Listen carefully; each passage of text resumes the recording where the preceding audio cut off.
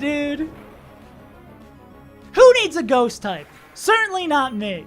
We've already lost one Pokemon throughout the first 10 fights of the Magma Gauntlet, but the 8 remaining fights are some of the hardest, so it'd be a miracle if we're able to get out without any more deaths. Grunt 11 is the first fight of a new stream, which are always a little bumpy, but our new addition of Metro Booming the Weezing is able to earn their lot and move us along. Grunt 12's Demon combines 3 things that have given us health throughout the dungeon: Quick Claw, Explosion, and Sword Stance. Ancient Power doesn't guarantee kill, but this is Risky AI. Risky AI likes using moves like Ancient Power and likes using moves like Explosion. So, it's decently good odds that it's going to be Explosion or Ancient Power here. So we go into Carl, and I think we want to see Explosion right away. That is probably the worst thing we could see. Good news, Explosion is a range. Bad news, Explosion is a range. Actually, Explosion is a very unfavorable range. We wanted to click Ancient Power or Sword Stance again and not have Bright Powder X's or miss. Don't miss! Don't miss! Let's go! Carl Budo clutches it out and lets us finish with a flashy line where Sunny D chains 3 KOs to win. We're cooking now. It's Ajax's turn to clean up Fight 13, chaining 3 KOs with a Stab Guts Facade, taking care of most of the fight, leaving just Flareon to finish out. We swap around the Chip from recoil damage, and then bring in Little P to finish off the job. This is just a Sludge Bomb here. Okay, Quick Claw. Ooh, Quick Claw Double Edge is not...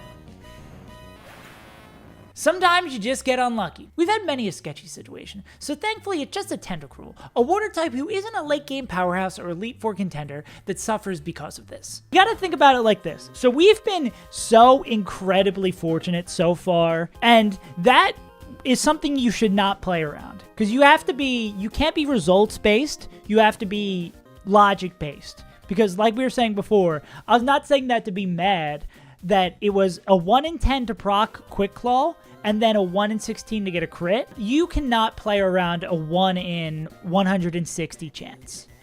Like if you're playing around a 1 in 160 chance, you're never gonna get anywhere. Couldn't have said it better myself. 4 fights till Maxi. For Grunt 14, we completely scrap our first plan because we can't bait in the Quick Claw Booming Sudowoodo last with it. Our second plan works like a charm though, and we're able to get past him with a perfectly cooked line. Grunt 15 is a masterclass. We open with Fly to dodge Boom from another Sudowoodo and chuck the Meganium who comes in after. After a few more KOs, we bring in a purposely pre-damaged Mantine who only baits in Hidden Power Electric. This means Dugtrio can come in without fear and close out this well-cooked fight. Grunt 16 is handled beautifully too, as a 2 KO chain by Vileplume to start the fight tilts the table way in our favor, which means it's time for Courtney. And the fight against them starts beautifully. Blaziken KOs their lead, and then Kangaskhan who comes in next. Then gets to the perfect health to bait only Earthquake, which lets Eggy come in and take out the legendary rock. Now it's time for Manny and Douglas to set another trap. Always die to Thunderbolt by 2 HP, so we can go into Monty safely, because this is only ever going to be Thunderbolt. Which means this is going to outspeed, hit Earthquake, and kill. Alright. With 2 Mons left, we call on Mence to 1v1 Venusaur. The only way this gets scary is if there's 2 Sleep Powders. There's 1, that's why we have the Chesto. Okay.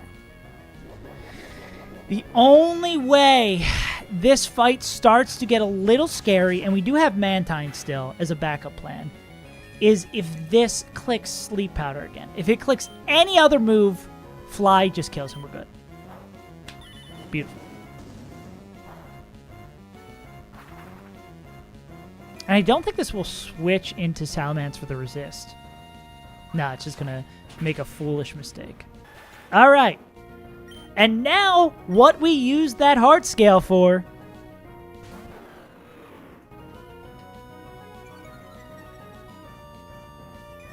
This is our good pal Courtney's. This is the second Salamence we fight. This is always Draco Meteor because it kills and nothing else does. We go into Guardy B.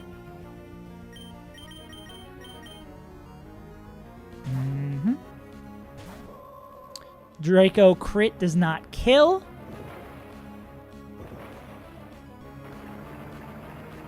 That animation's so sick. And we are faster by 2 speed. We got this Ice Punch from a Heart Scale.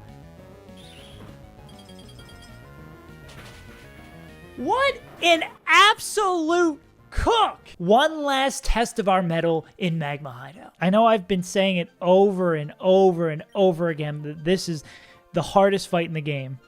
But there's a reason I continue to stress it, is because it's really goddamn difficult, and because of the fact that I am partially speechless. The fact of how hard this is, how far we've come. We're just looking at this yesterday. As of today, this is a month since the run has started. If this fight goes poorly, we essentially lose a month's worth of progress, which is why it will make the victory so much more sweet. There's 2 possibilities here. Our luck in clutch situations continues on. I remind you of our fight against Norman, where it was a 50-50 speed tie for us to lose our run on the spot. We persevered through that. I remind you of Winona, which many moments during that fight made me believe we were going to lose. We did end up losing a lot of Pokemon in that fight, but we did not lose. We persevered. We went back to the drawing board. We kept on fighting. And even go back to some of these fights that I'm walking through right now. Some of them felt impossible. Planning for it in the fights, some mistakes, they felt near unbeatable. And somehow, some way, we persevered through them. So what's one more fight? Will I beat Emerald Kaizo's hardest fight on my very first attempt at it? There's only one way to find out. It's the only... I think this is the only turn I'm not scared about.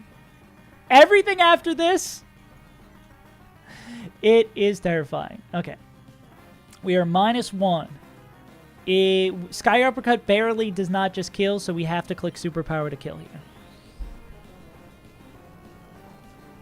Game sounds a little loud. Alright, I'll turn it down a little bit. Okay, so this should always only be baiting Psychic. This is probably the biggest point of failure we have here. If Solar Beam crits, the run is probably dead. If Mega Horn misses, we're probably dead. No crit, no miss.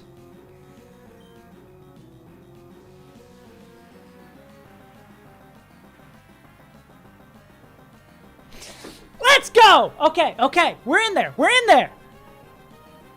Okay. I think that was I think by far the turn I was most afraid about. Full random move as expected. This is full random move as expected. Perfect world, we'd see Earthquake here. Earthquake would be the best thing we could see here. Heat Wave and Solar Beam would both be really great. Draco's the worst, but not end of world. That is insane! The 1 and 4 to get Earthquake there and take no damage? Insane. Alright, so Draco, we see here, with the recoil damage, Ice Beam should kill. And it gets Solar Beam AI? Okay, so what's the odds that Ice Beam kills here? 50-50 for Ice Beam to kill.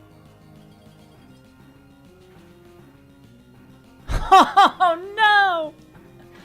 Okay, I think we're still alive to crit Draco. No, yeah, we're still alive, so we're guaranteed kill here. We're still alive to crit Draco. Yeah, so it's just going to kill itself. We would like as little damage as possible. That's actually unfortunate we got Solar Beam AI there. This hopefully... We're below half, so we should get the 30 bump, right? Yeah, okay. We are dead to some rolls of Ancient Power, but... and then Solar Beam is last damage, so this is only ever going to be Ancient Power. This is the other major point of failure here. If this is Ancient Power Omni Boost... it's probably just over.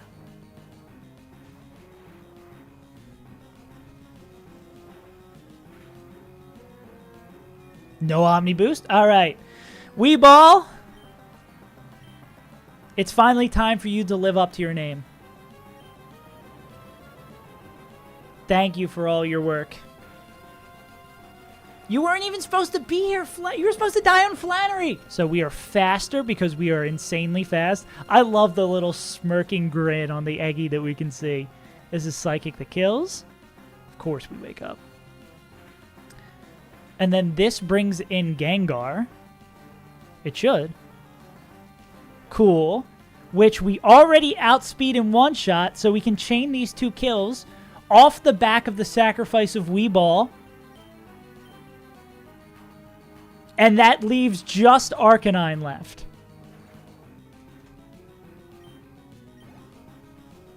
No. Okay, let's not jinx it. It's not over yet. Okay, that always sees a kill with Heat Wave, so we go into Kingdra here. Now here's the other potential, not point of failure, but death that could happen. Solar Beam AI could make stuff weird, but 3 Surfs will kill this. So if Zeepard can live through 3 Surfs, Solar Beam is the max, and we don't want to see Solar Beam here. That hurts. Okay. I think it gets a little scary if we would die to a crit here. That's where it get a little weird. We are dead to crit Solar Beam, not dead to Extreme Speed. If it was a move, are we dead to crit Extreme Speed? It's a range. So this is a little scary. We need to see no crit here.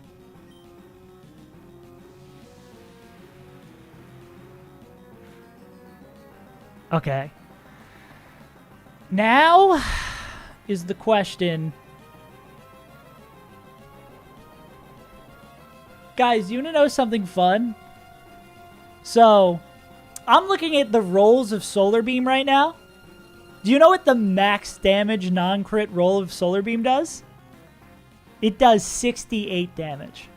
So as long as this is not a crit, we get out of here only losing 1 Pokemon. Or this is not a crit either.